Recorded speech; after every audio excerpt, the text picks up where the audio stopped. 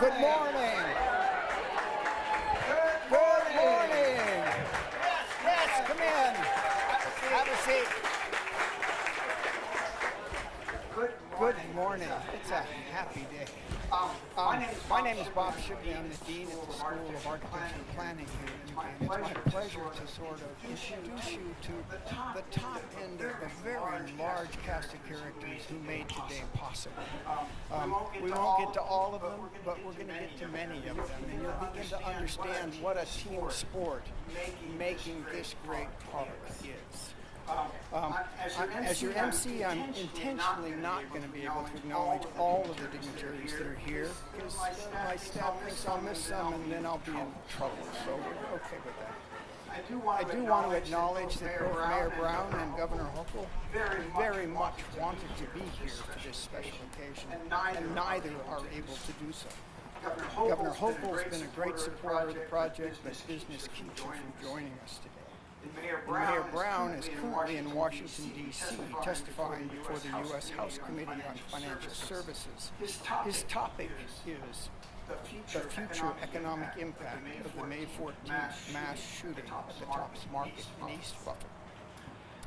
Before we start, I'd like to welcome Council President Darius Bridgen as he leads us in a prayer to mark this occasion.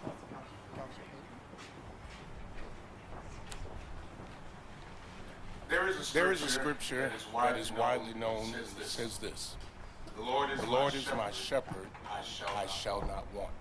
He maketh me to lie down in green pastures. He leadeth me beside the still waters. He restoreth my soul.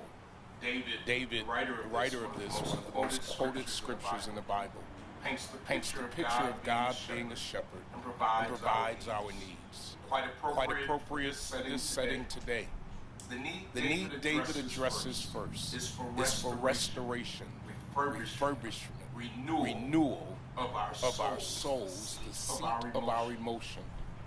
The way the restoration occurs according to him, he maketh me to lie down in green pastures. Today's groundbreaking will ensure that generations and generations will have a place of green pastures, a place where soul, body, and mind will be restored finally. David says, He leadeth me beside the still waters. Here on this historic day, as we prepare to break ground, is reflection of Psalms 23, pastures and water, restoring of our soul. Let us pray. Dear Lord, thank you for this land that you created, that our forefathers had enough wisdom to retain and maintain.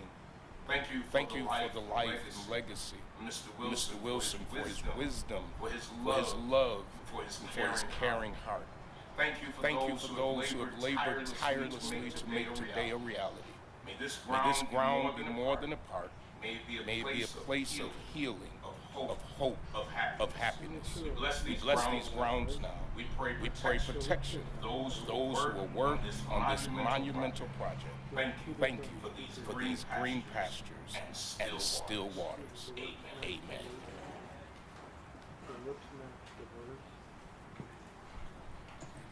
Thank you, Council President. Those words of hope sit with us all. I'm also struck by the difference between still waters and Lake Erie sometimes.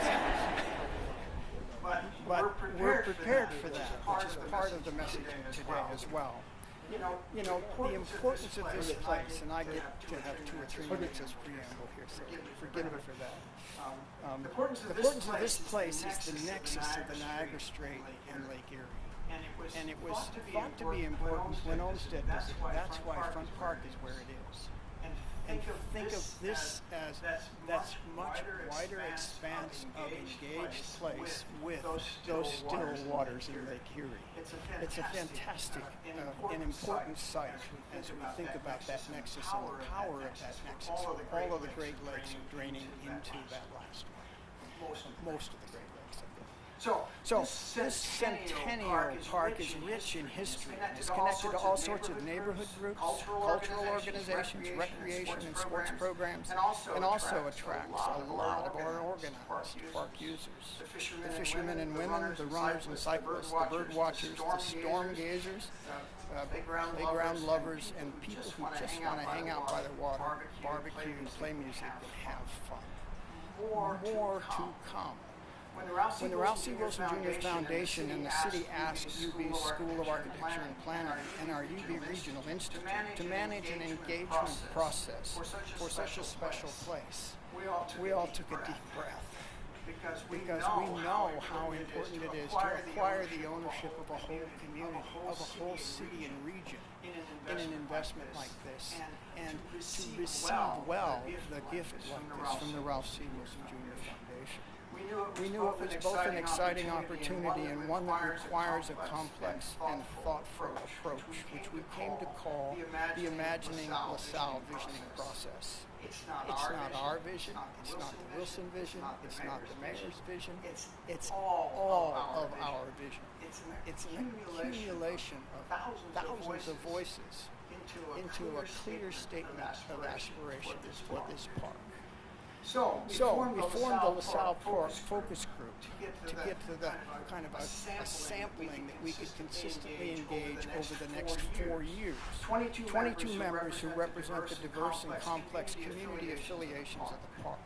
We brought this group together to parks, and we took this group to other cities, New York, Chicago, Cincinnati, and we asked them to bring back the ideas, the things they thought should have been better, and the problems and exciting opportunities that they witnessed and experienced in these 3 cities with multiple parks.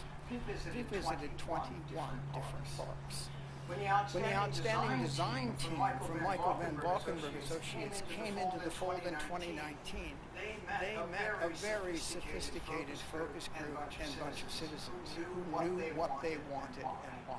And in that conversation, the best talent of a fine artist, Michael Van Valkenburg and his team, and the citizens of our city and the infrastructure that enables projects like this to happen took hold.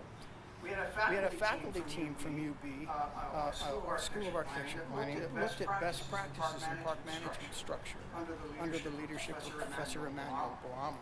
And all the while we looked to and saw those calm waters increasing in their ruggedness, such that we're reinforcing the need to make the shoreline resilience an even stronger priority. It also became very apparent that this project poses an opportunity to expand biodiversity and help heal the mighty Niagara Strait. A water body that was identified as an area of concern by the Great Lakes Water Quality Agreement in 1987. So the team worked closely with our partners at the Buffalo Niagara Waterkeepers and a whole host of regulatory agencies to that end. Two things to hold in your head on this. One is we're only 4 years into this project and we're putting a shovel in the ground. That's huge. But acknowledge also that it was 1987 when the Great Lakes Water Quality Agreement said we should do something about that water edge. So we've been at it a long time. There's a long history. A lot of planning went into this over decades, and at the same time, 4 intense years have brought us to where we are today. So I could go on and on, but we have a full agenda of speakers today, so I'll close my remarks by reminding us all that while this is a momentous moment in the park's future, it is truly only the beginning. The engaging of nearby residents and community groups will need to continue through construction and as the park comes back to life. It's one thing to make a park. It's quite another thing to manage and sustain it. Part of the vision and wisdom of the Ralph C. Wilson Jr. Foundation was precisely understanding that necessity to maintain and steward the project into the future. And in so doing, we create an environment that is also connected to other parks through parks and trails throughout the region.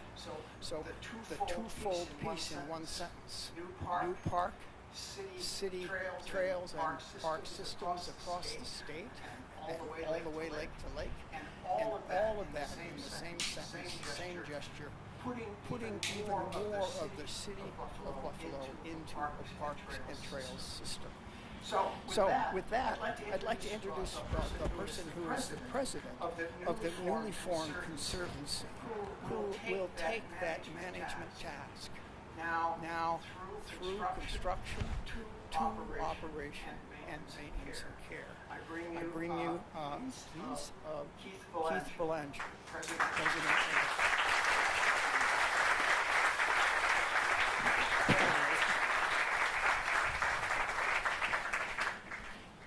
Thank you, Bob. And thank you, Council President Pridgeon, for that wonderful blessing. Bob, you and your team at UBRI have done an incredible job over the last 5 years, engaging the community and leading the effort to capture the imagination and vision for this park through the Imagine LaSalle process, something you guys described here a few moments ago. So that said, let me welcome you all here today. I'm taking it as a great sign that we don't have yesterday's weather for this groundbreaking ceremony. So I think the next couple of years we'll get this thing built, and it'll be unlike anything you can imagine. And I'm thrilled to say that I'm the chair of the Ralph Wilson Park Conservancy Board of Directors. The Conservancy was formally established just this last year, with years in the making. You and Bob sort of described that process, how we baked the cake. The Wilson Foundation, collaborating with the University of Buffalo Regional Institute and the City of Buffalo, worked hard to find the right model to manage this special place on Lake Erie in the City of Buffalo.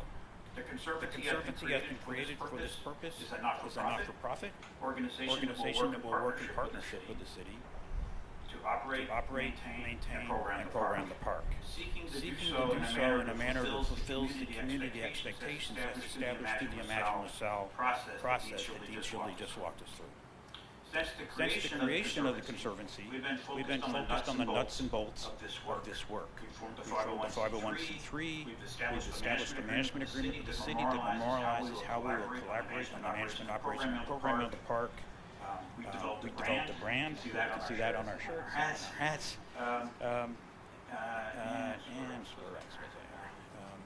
and and we've begun to build a website. So we started to do a lot of that work. Our role will be to ensure that this park, in collaboration with the City of Buffalo, meets your expectations, that it is well-maintained, safe, well-programmed, and welcoming to all, a destination that we can all be proud of. Let me also add that our next milestone is the hiring of an executive director. That process formally kicked off last month. We are going to take our time. We're not going to settle. We're going to make sure we get the right person for this job. Ensuring that we hire someone as our inaugural executive director who we have the confidence in that can lead and achieve the vision our community has laid out. Not an easy job, but what we're talking about is someone who has to help us build from scratch this organization. Right now, this is just a board. On a more personal note, I'm a neighbor of the park. I live a mile that way, directly behind us on the water.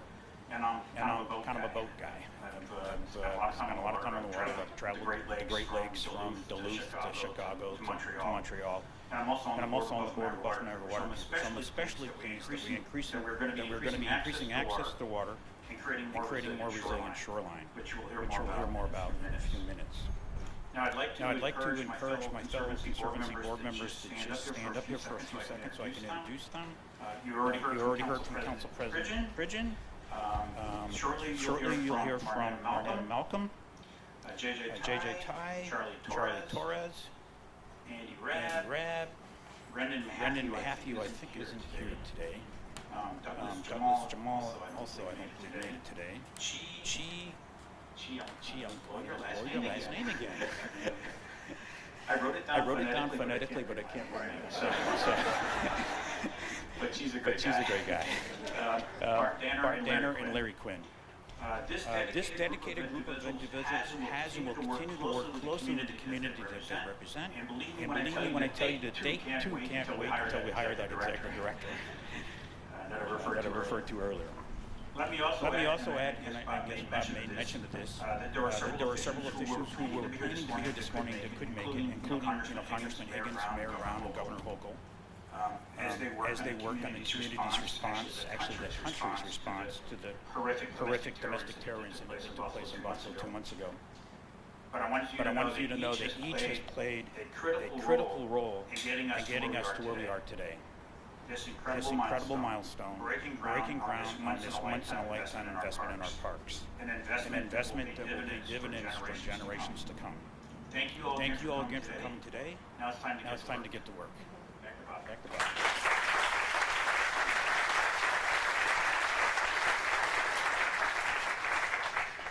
Thank you, Keith, and thanks for your service in this effort. Miles to go. It's now my pleasure to introduce Eric Kulisade, who is the New York State Parks Commissioner, who will give us a few words and place this park in the context of his domain.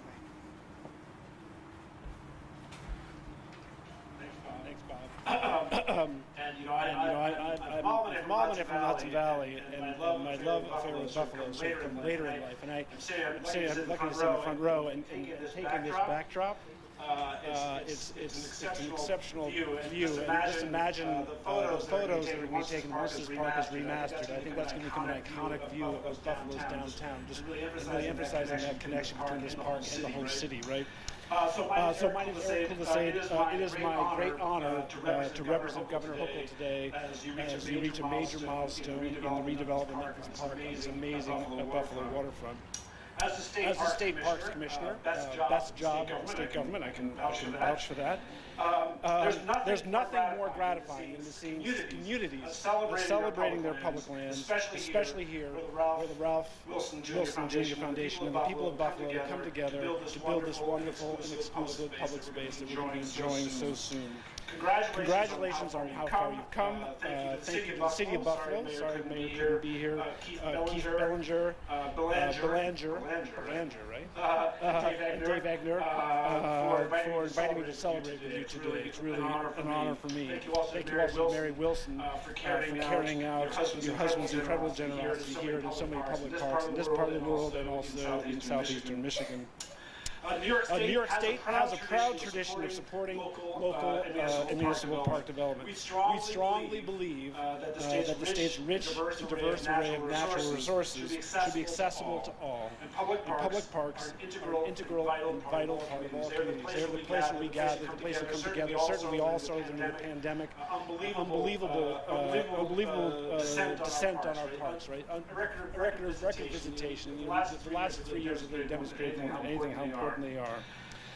Like the Wilson Foundation, Governor Hochul is dedicated to encouraging healthy lifestyles and building quality parks and recreation facilities for our communities. I can testify personally that she's a huge champion of our state parks. I can say without hesitation that she is more familiar with our parks, and out here, obviously being from here, not just our state parks, but also our local parks, than any, I'd say, more adverse to park issues and park love than any governor in history. She recognizes that this park is a key element in Buffalo's ongoing revitalization. It's going to bring economic activity, livability, and has made sure that there was $20 million in state support for the project. It reflects her deep commitment to outdoors, to recreation as a way to bring us together. Obviously, thank you to Congressman Higgins and all the state and local electeds who have supported this effort. Obviously, Assembly Member, Majority Leader Crystal Stokes, Erie County Executive Mark Poloncarz, State Senator Tim Kennedy, State Senator Sean Ryan, and Assemblymember Jonathan Rivera. Really, we couldn't do it without the legislature. The legislature has been a huge part of an ongoing 10-year plus and growing commitment to our state parks to make sure that our state parks are as excellent as they can be. Thanks also here in this case I'm happy to speak on behalf of my agency partners, the Dormitory Authority, NYPA, the Environmental Facilities Corporation, the Empire State Development, and TEC for strongly endorsing this project. There's $10 million in DASNY funding to the pedestrian bridge that will connect this to the neighbors across I-190, as well as funding towards the shoreline project around the inlet. There's a very precise number in my notes, $5,588,336 via NYPA licensing funds from the Buffalo Erie County Greenway Fund. awarded the city of Buffalo from 2008 to 2022 for this project. 2.5 million, like I said, for the inlet, and then 1.5 from the Buffalo million via Blue Way to expand and enhance public access to water within this park. So in addition to the state agencies, you have to applaud the leadership of the DEC to coming forward and supporting the development application of nearly $12 million in investment from the Great Lakes Commission, and also providing the regulatory framework to make sure this project got done. It's always a great day when you can get outside and do what you love. I'm looking forward to being back here in this community when we open it. I love Buffalo, and it's going to be a great feature on this waterfront. Thank you.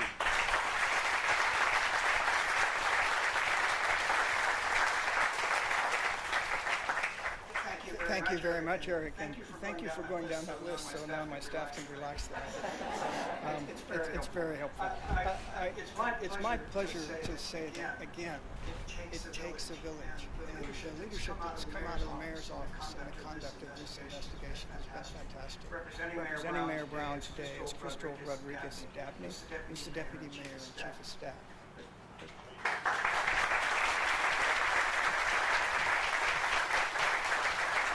Thank you, Dean Shibley. Good morning, everyone. I'm honored to be here on this very special day representing Mayor Byron Brown, who couldn't be here. He is in D.C., as Dean Shibley said, testifying in front of Congress, but I have Byron Brown talking points.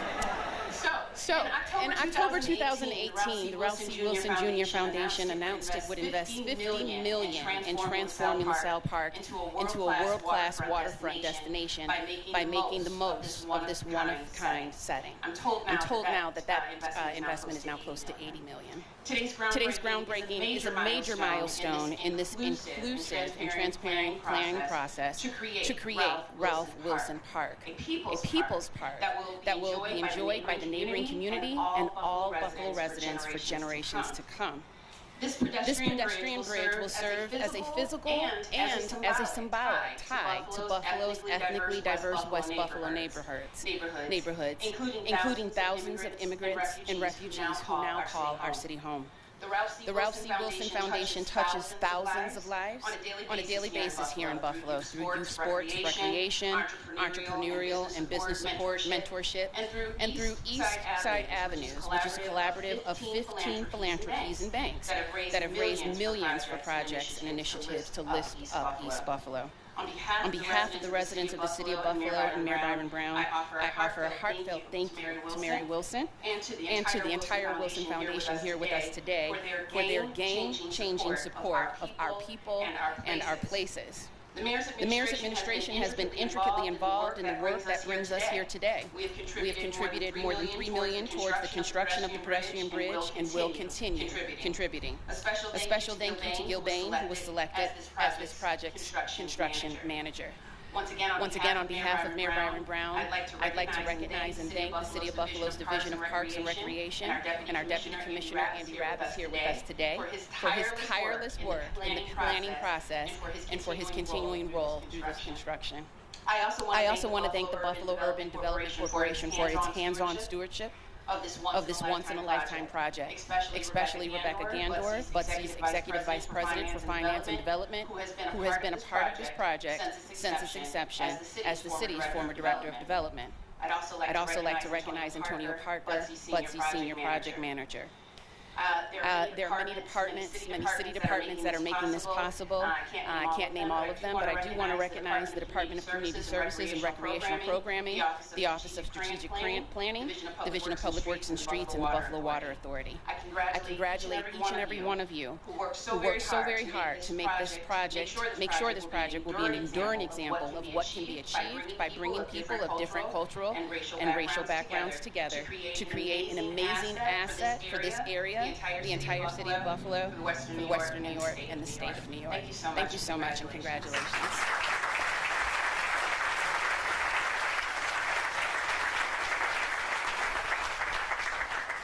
So from the last two speakers, you hear about how simple this really is. How many people were articulated by David, and how many more lifted up in the city through Crystal's presentation.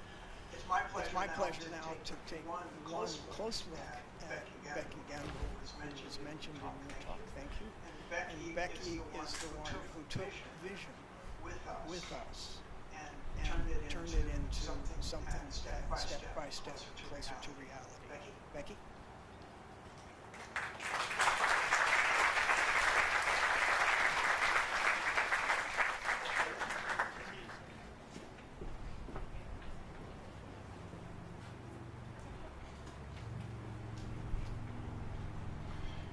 Thank you. I'm thrilled to be here today to celebrate the groundbreaking of the Ralph Wilson Park. The project aligns perfectly with Budsy's vision to enhance the sense of place in one of the most diverse neighborhoods in the city of Buffalo.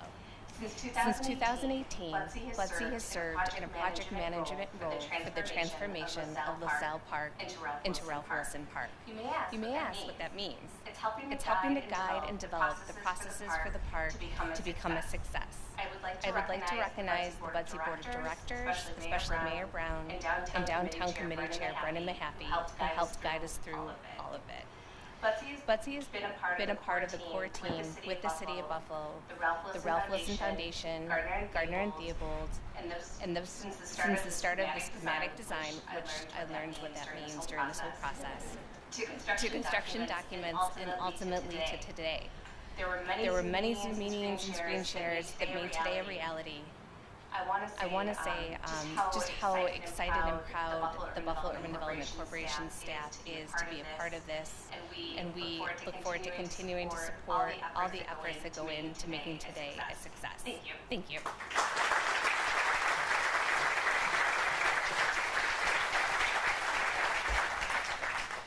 It's an art form to give. And what we've seen from the Ralph C. Wilson Jr. Foundation is an approach to giving, which is all about asking really smart questions. I'm an academic, no apologies, that's what we do. But asking the smart question and doing the work to get to a good answer across a large number of constituencies is truly magic. David Agnew, the President and CEO of the Ralph C. Wilson Jr. Foundation, has been a major part of mastering that art. David.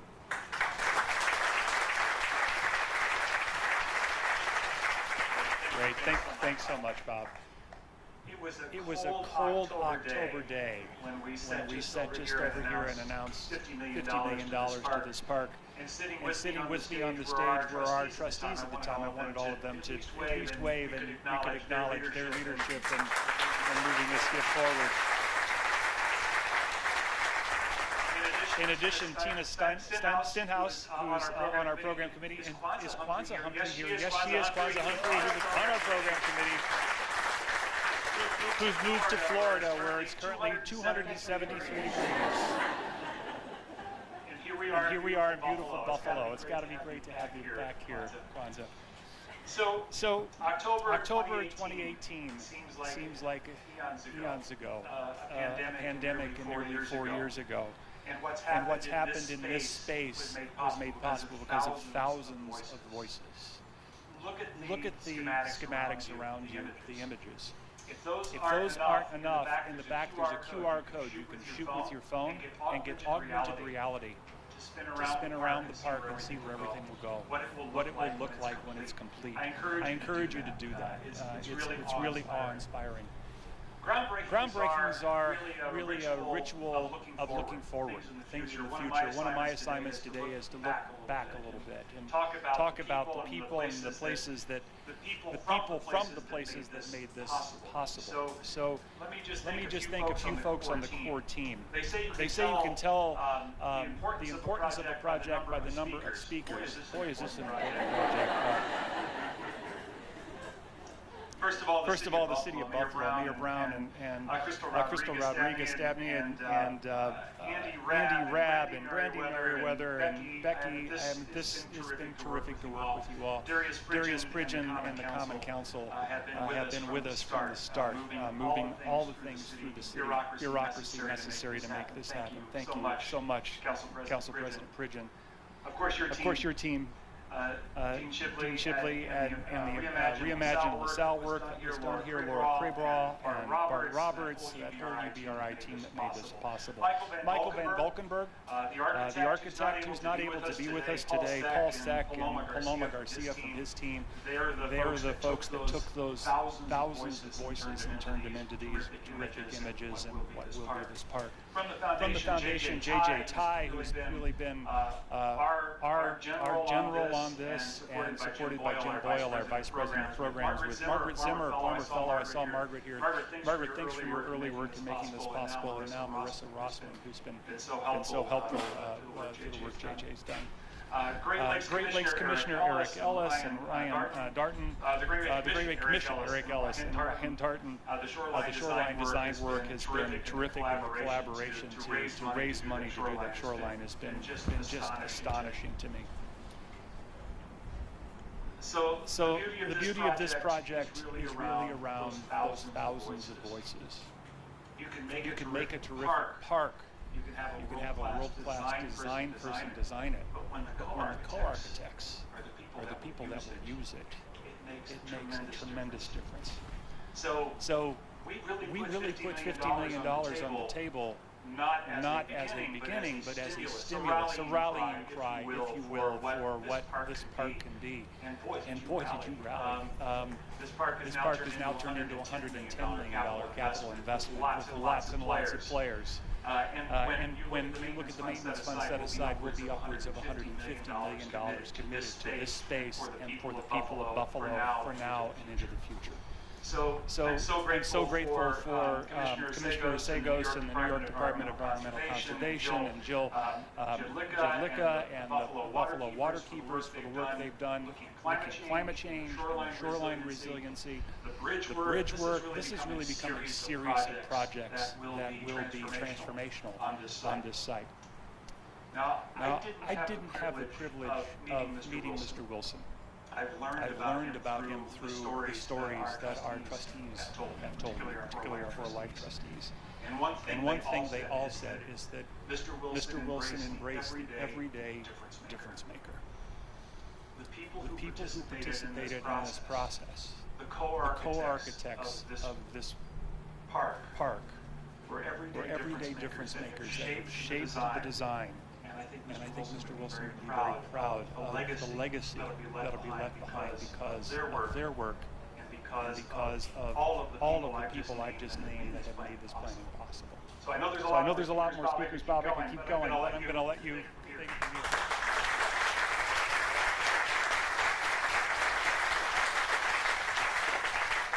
For those of you who are worried about time, I'm sitting over here in the sun. I promise you we'll be out of here in no time. Before the next three environmental speakers make their remarks, I want to acknowledge the participation and the laying of the groundwork of the Buffalo Niagara River Keeper, as David called it. If you think about the River Keeper as the keeper of the water, Buffalo River, Lake Erie Shore, Niagara Strait. They've been at it a long time. They're one of those success stories. It used to be a small profit, and now juggernaut. Mess with the water, talk to the river. So with that frame, we want to introduce still more complexity into the project. It's just tied to the environmental issue. EPA, Noaa, and the Great Lakes Commission are all involved in important ways. Sorry, shorter. So I want to start with introducing Rick Balla, who's the manager of EPA's Region 2, the Watershed Management Branch. Rick.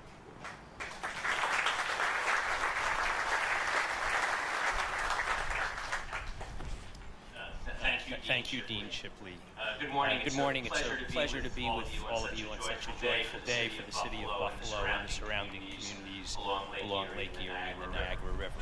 I'm Rick Balla. I head up the watershed management programs for EPA's Region 2 office. Our region serves New York, New Jersey, Puerto Rico, the U.S. Virgin Islands, and 8 federally recognized Indian tribes. I was planning on being here today just accompanying our regional administrator, Lisa F. Garcia, but unfortunately her flight was canceled yesterday. But as someone who's been involved and intimately involved for the last few years with this project, I'm really honored to be able to be here to represent EPA. I want to first acknowledge our incredible partners who are here today, including the DEC, the Great Lakes Commission, the City of Buffalo, Buffalo Niagara Waterkeeper, the Buffalo Urban Development Corporation, and the R.C. Wilson Foundation. I'm pleased to be joined here today with my EPA colleagues, Chris Sessler from our New York City office, Courtney Winter and Michael Hennessy from our Great Lakes National Program Office headquartered in Chicago, and Mike Lucille and Mary Gladkowski from EPA's office right here in Buffalo. EPA is working every day to advance its mission of protecting the health and safety of communities it serves by tackling climate change and contamination through a lens of environmental justice. An essential part of this work is partnering with state and local governments and private organizations to develop community-focused solutions to meet our most pressing environmental concerns.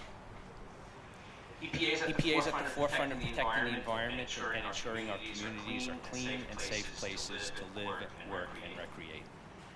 There's no doubt that in many ways our regulations have delivered cleaner air, water, and land to many communities across the country. But unfortunately, we've not been able to achieve equitable outcomes for all. Communities of color and low-income communities are often more likely to have crumbling infrastructure, to lack access to public open spaces, and experience a disproportionate environmental burden due to their proximity to industry and development. So today, EPA is bringing $10 million as part of EPA's or President Biden's bipartisan infrastructure law, or the bill, the Ralph C. Wilson Habitat Project, here in the Niagara River area of concern, in addition to the $12 million brought in matching funds.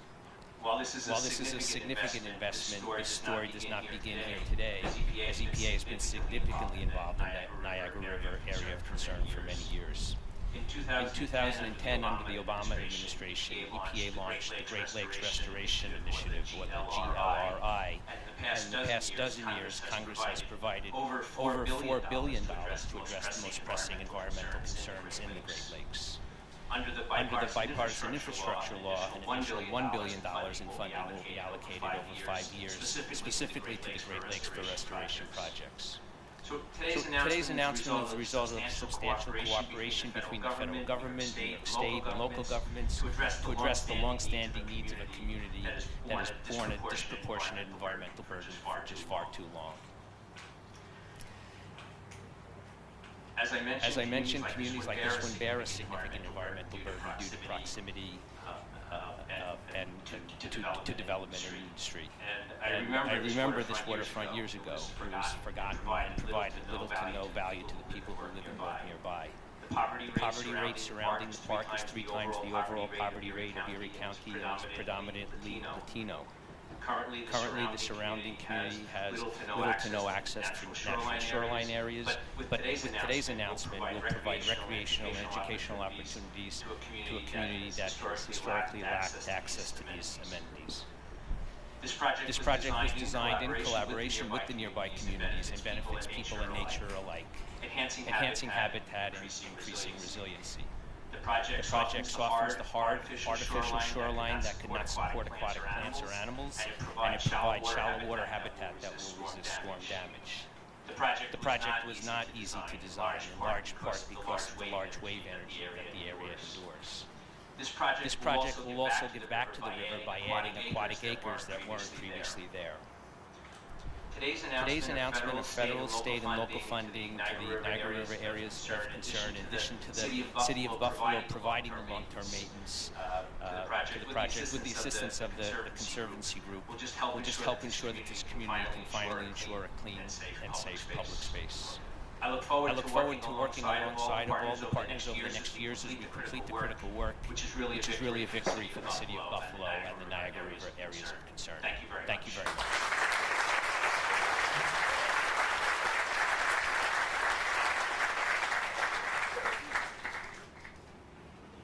Thanks, Rick, very much. I'm always impressed with how a simple idea, let's make a wonderful park, becomes so complex. I was delighted to see this entry on the agenda. I'm about to introduce to you the senior advisor of the National Oceanic and Atmospheric Administration. Just when you thought you didn't have a big enough scope and scale, we're there. Dr. Lettice LeVille.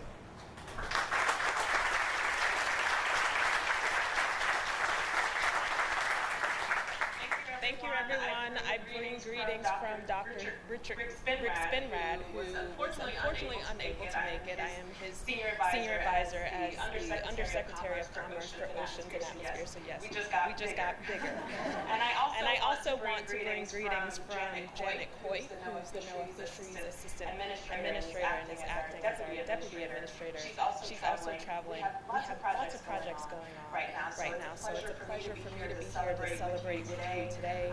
It's great to be here, especially along the Great Lakes in particular, because I'm a Chicagoan who fell in love with nature because of Lake Michigan. So sorry to Lake Erie, but to Lake Michigan. So as many of my Noaa colleagues know all too well, we often make sure we incorporate the ocean and the Great Lakes in much of what we do. And I guess perhaps as a marine biologist and an ocean advocate, I can say that the ocean stole my heart, but my soul belongs to the Great Lakes. So it's a pleasure for me to be here. My personal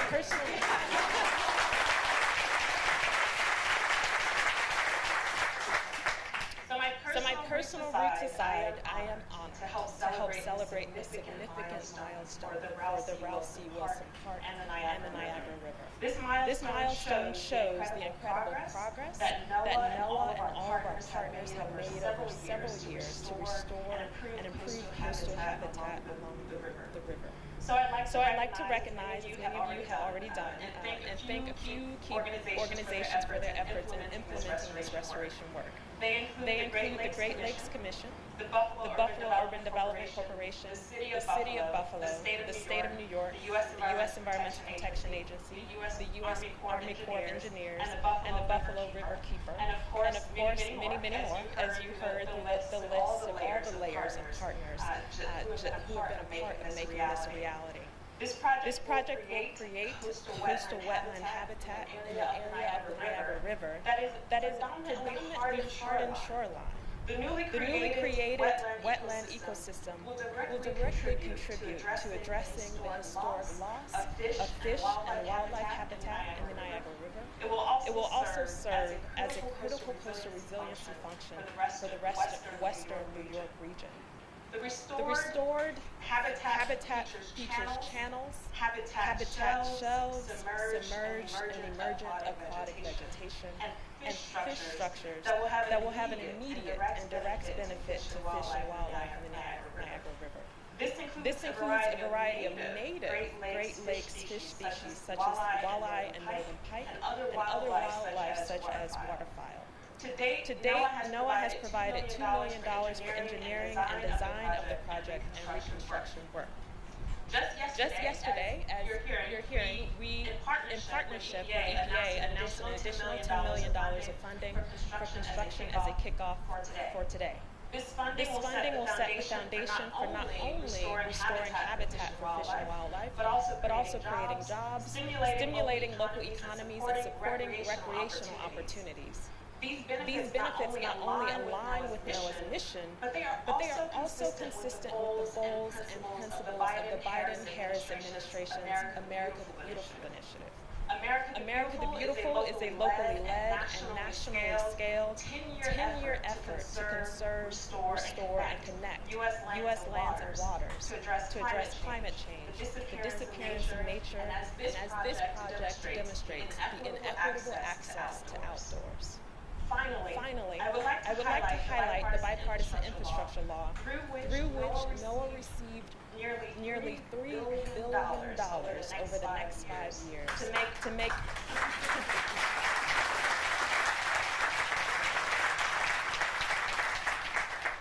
It will allow Noaa to make once-in-a-generation investments to build what we're calling climate-ready coasts, and to conserve fisheries and protected resources, and provide climate data and services, especially to decision makers in local communities. With this historic investment, Noaa will fund projects to help communities and ecosystems There are currently 10 Noah funding opportunities open right now on our website. So please, I'm sure there's some interest there. So I really encourage you to go to our website and find out more about these opportunities. Of those 10 NOFOs, as we call them, Notices of Funding Opportunities, the Noaa Fisheries Office of Habitat Conservation has 4 competitive opportunities for habitat restoration or fish passage projects, including ones that specifically target support for underserved communities and Indian tribes. So I do encourage you to go and just search infrastructure on noaa.gov, and you'll find the entire page dedicated to all these funding opportunities. Thank you again for having me here today to share in this impressive work on meeting this milestone. Although it takes time to reverse degradation of nature, it's large-scale improvements like this project that make a difference, and right here in Buffalo, New York. Thank you so much.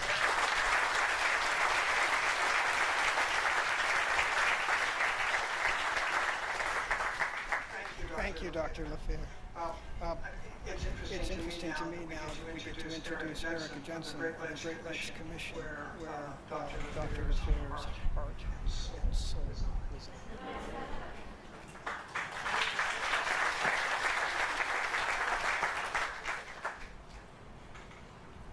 Good morning, Erica Jensen. I'm the Executive Director at the Great Lakes Commission, and I'm so thrilled to be here today to participate in this groundbreaking for the transformation of the R.C. Wilson Jr. Centennial Park.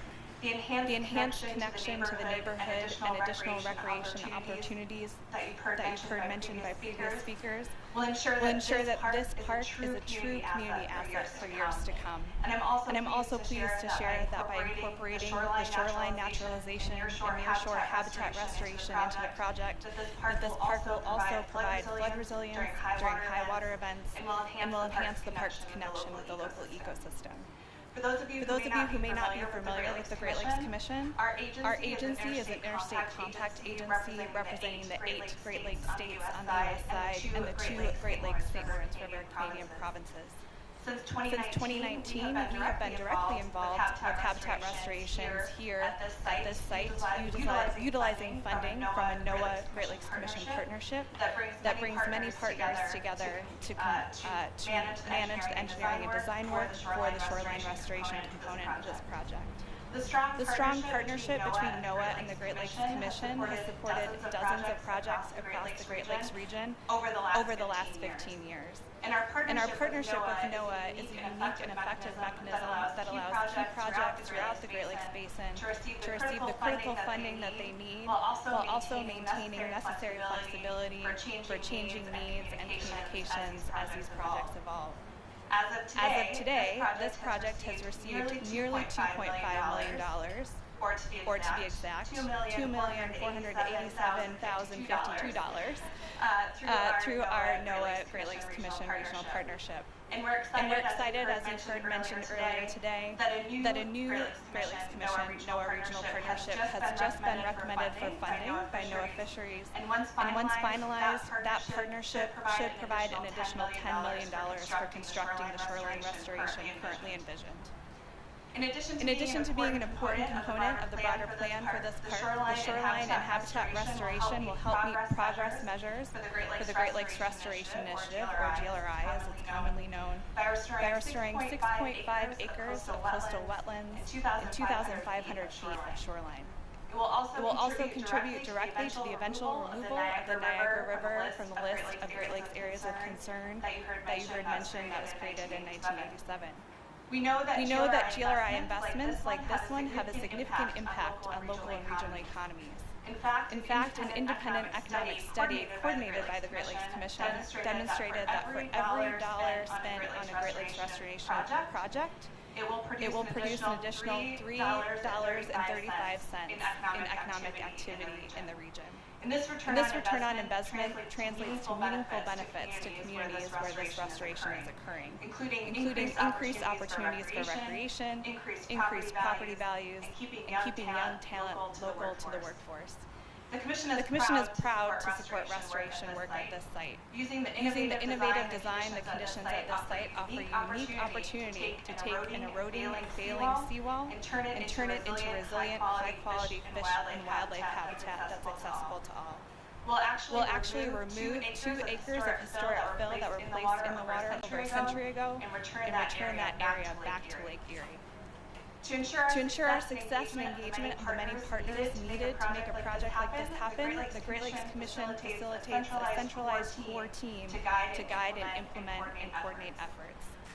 Regular communication through this core team ensures that project results are aligned and meet the restoration goals at the local, state, and federal level. I'd like to recognize our staff members here today, Eric Ellis and Joel Estrada, who are the ones working day to day to do that coordination work on our behalf. And so we look forward to realizing the incredible benefits that this effort will provide to the Niagara River ecosystem and the local economy here in Buffalo. We would like to thank and congratulate our project team partners from the multitude of agencies and organizations you've already mentioned today, and many others for this collaborative effort. The GLC is excited to be a part of today's groundbreaking, and we look forward to our involvement in construction and eventually celebrating the completion of this transformational project. Thank you.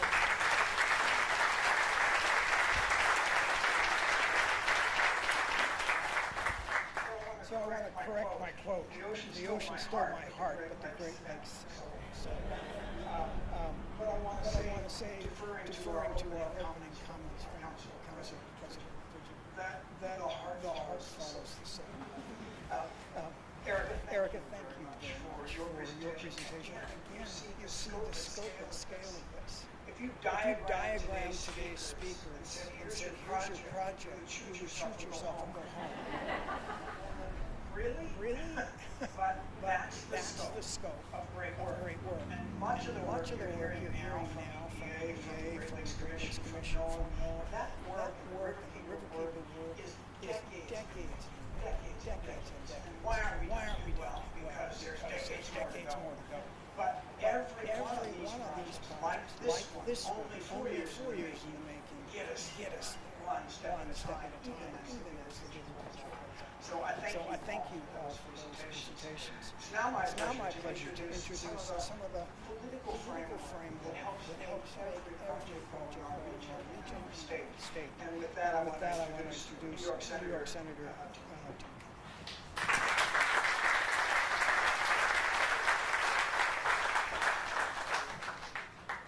Good morning, everybody. What an honor it is to be here with each and every one of you today. We give a great round of applause for his work out in our community here today is the MC, Bob Shipley.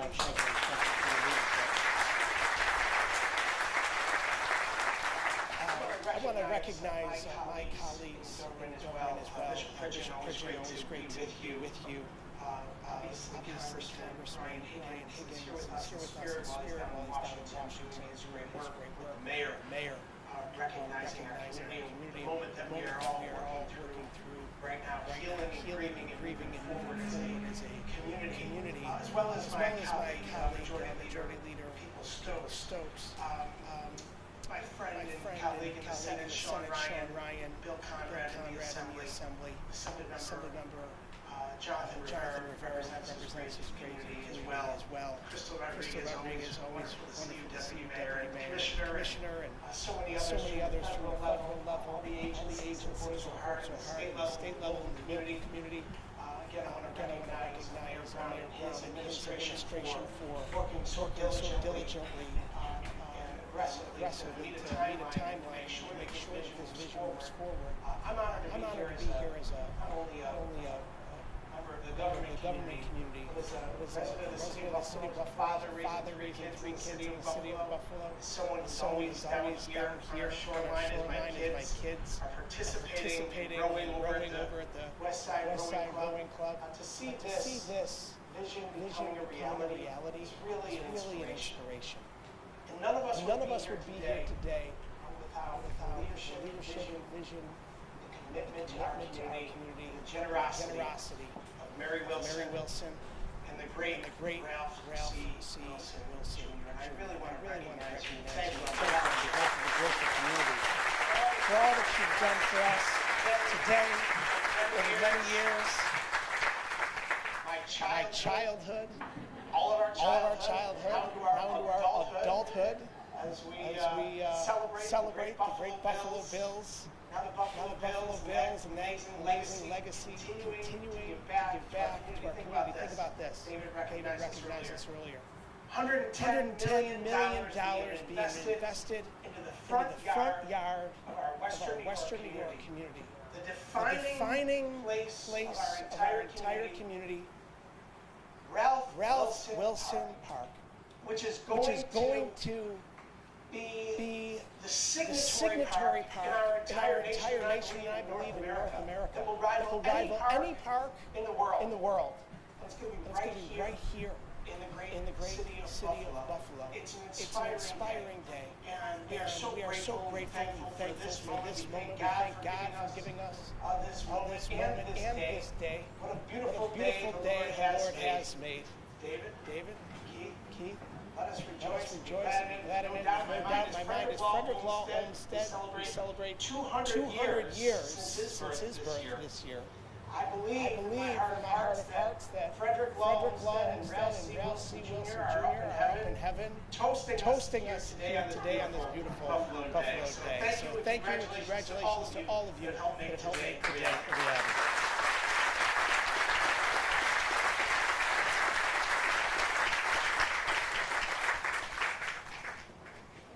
We should say a prayer for Setchers too. Our next speaker, thank you, Tim. It's wonderful. Our next speaker is Senator Sean Rohan.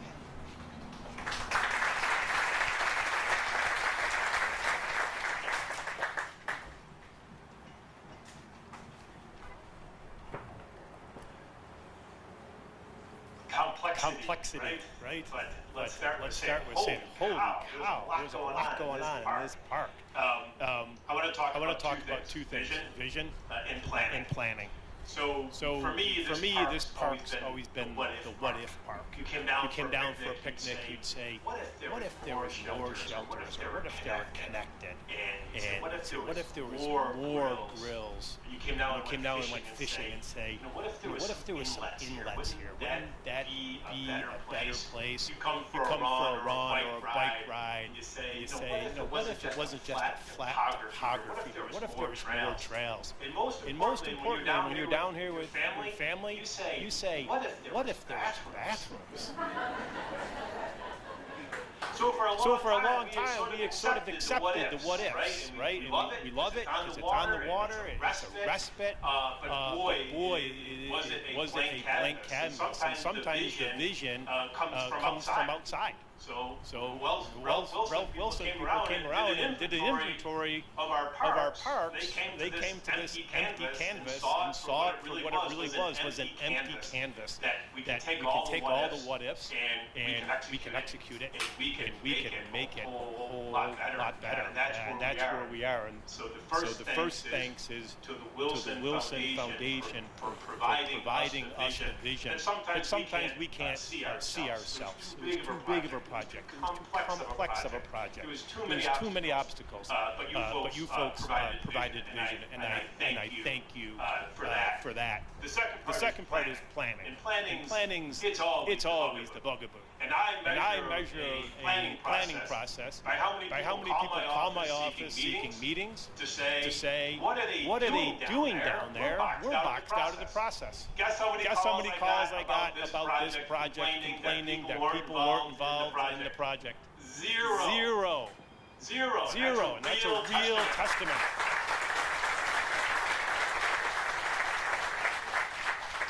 And it's planning 101, which is just so hard to follow. You start by saying, how can this help the community that's right there. So the voices on this planning project include the voices from 4th Street, from Pennsylvania, from Bus Dive, from Carolina. Those are the voices. And if we build something and plan something around the needs of the most immediate community, guess what? The whole whole community that embraces it. So I can't give you enough kudos for how you ran this planning process, and we're going to get a great result because of that. Thank you to everyone involved, from the foundation to each and every different level of government, the county, the city, the state, the federal. We're all here to make this a fantastic project. Thank you all.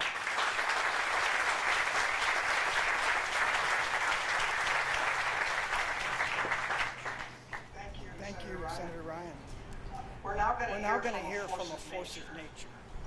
She has been on our focus group, is now serving on the Ralph Wilson Park Commission Board. Marnetta Malcolm.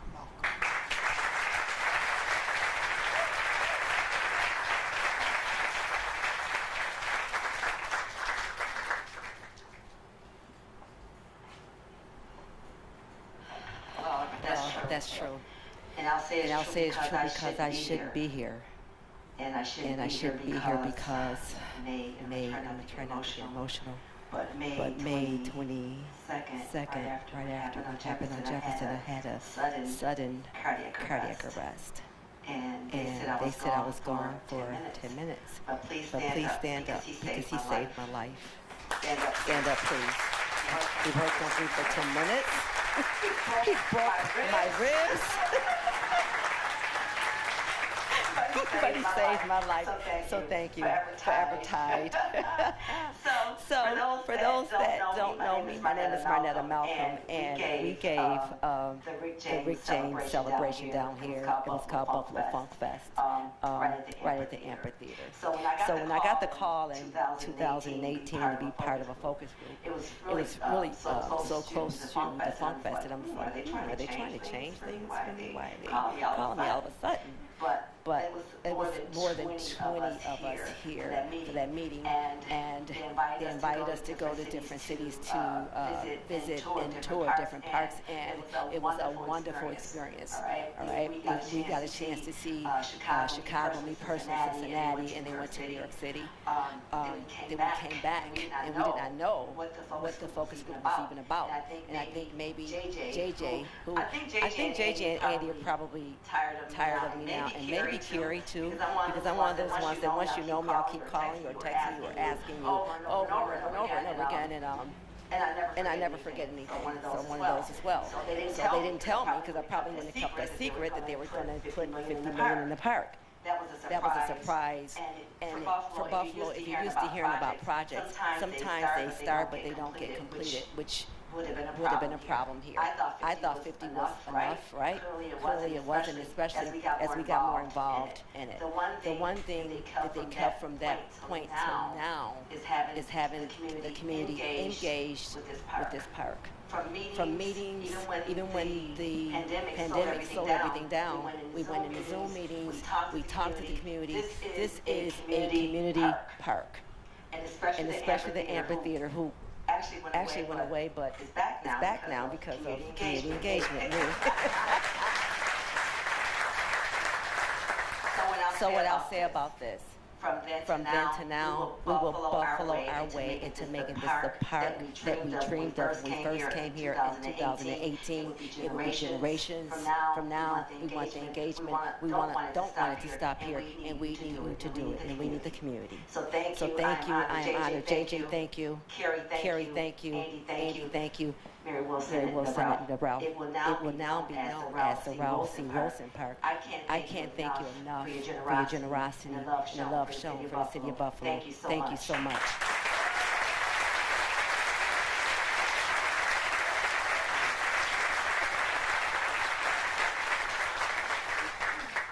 I think we're going to give Marnetta an honorary professorship.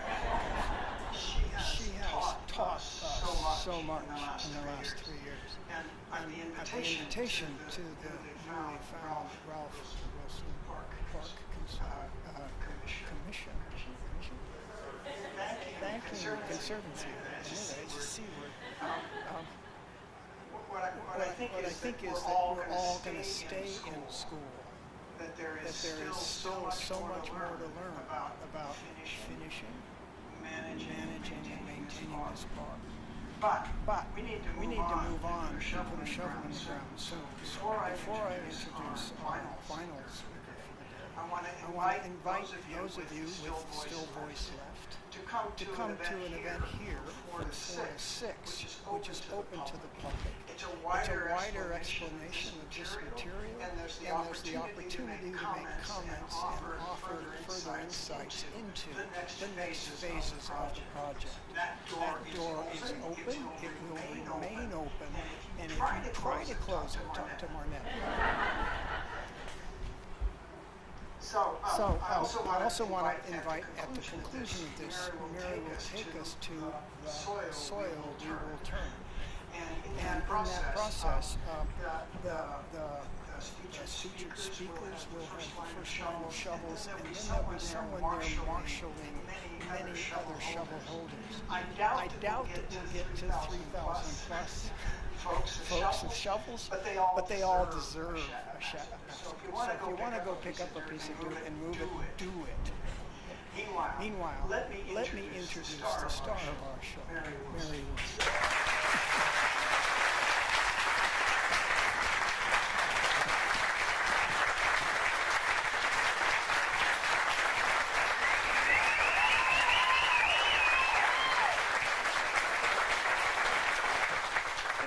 We know who the star is of the show, and I do want to thank Ralph for what he brought to Buffalo. And the thing about Ralph, this is a very good example of Ralph today, because he never did anything alone. When he came here, he had a vision of the Bills, and everybody thought he was a fool. But Buffalo rallied, community came together, fans all over the world now. And now, today, he brings so much more, actually. So, how many fans would you say there are? I don't even know. Maybe 100,000, maybe 200,000. His foundation is going to touch millions. His foundation is going to be touch so many lives, and is touching so many lives. And he's doing it through collaboration, through partnership, just like as he's done today, which I can't believe, number one, that this only took 4 years to get to this point. And the numbers of people that have come together, Ralph would be so proud and honored to be, he is looking down, and hopefully he's up there with us. That'd be really cool. But looking down and so proud of everyone that has come together and worked together. And you know it's a real inspiration what you can do when you work together and for a common good for the community to create something really, really great. And we are lucky that this land was here, and we could make this investment. And Ralph's name will be here. What a great honor. And thank you again. And I think it's time for everyone to get a shovel. I'm sorry that we don't have 3,000 shovels. But these shovels have a story. JJ drove them from Detroit. And he was afraid to drive them through Canada. All you had to do was tell him where they were going. He drove through Cleveland to get here. And thank you, JJ. I'm glad they arrived. So if Bob has this orchestrated, who's getting shovels first. And thank you for being here, and thank you for your commitment to Buffalo and Western New York. Thank you.